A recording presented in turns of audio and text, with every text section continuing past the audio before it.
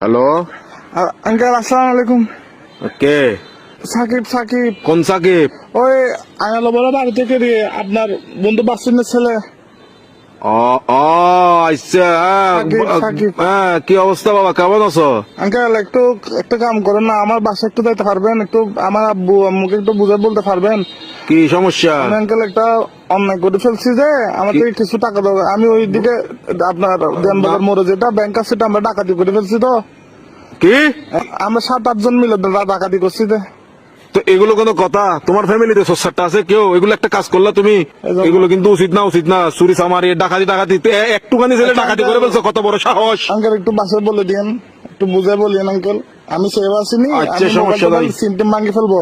কারণ এই আর কি, মানে আমার আমার তো কোনো ভয় নাই আঙ্কেল, আমার কিছু হবে না। আমার পুলিশ আমার কিছু করতে পারবে না, আমার ফ্যামিলি করতে পারবে না। পুলিশ তো ধরেন বাজ যাবেন তো আপনি, পুলিশ করবে তো আপনাকে। আমি কি তোমাকে ডাকাতি করতে বলছি? না আঙ্কেল, আমি সিম মোবাইল ভাঙি ফেলবো। তো আমার লাস্ট কল আপনি না, এই জন্য আঙ্কেল। কি?